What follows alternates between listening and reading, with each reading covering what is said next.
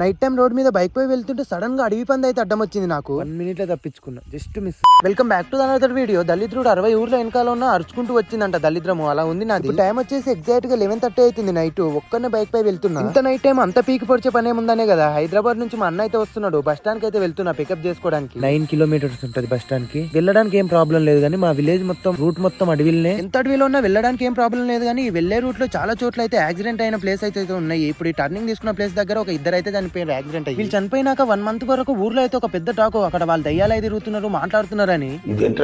ఇదంతా జరిగాక ఒంటరికి ఎలా వెళ్తారో చెప్పండి. ఇంకా అలా కాస్త ముందరికి వెళ్ళినాక అడవి పందులు అయితే నా బండి ముందర నుంచి వెళ్ళిపోయినాయి. వచ్చింది అటు నుంచి వచ్చింది, ఇటు వెళ్ళిపోయింది నా బండి చూసి. ఈ వీడియో మొత్తం అయిపోయే వరకు టిస్ట్ల మీద టిస్ట్, దెబ్బ మీద దెబ్బ ఉంటది. ఫైనల్ గా మా అన్న బస్ స్టాండ్ కి వచ్చిందంటే అక్కడికైతే వెళ్ళిపోయా. అక్కడ ఒక తాగుబోతు ఒక ఆమె అయితే ఏడిపిస్తున్నాడు. అక్కడ ఉన్న వాళ్ళు పోలీసులకు అయితే కాల్ చేసి పిలిపించారు. ఇంకా అక్కడ నుంచి అయితే వెళ్ళిపోయినా మేము. ఒక్క నైట్ లో ఇన్ని దారుణాలు చూసిన నేను ఈ రోజు. అబ్బా సాయిరాం, ఇలాంటి విషయాలు మీ లైఫ్ లో ఎప్పుడైనా జరిగి ఉంటే కామెంట్ చేయండి. వీడియో నచ్చినట్టయితే లైక్ చేసి సబ్స్క్రైబ్ ఫాలో మాత్రం అస్సలు మర్చిపోండి. ఉంటా మరి, లవ్ యూ, బాయ్.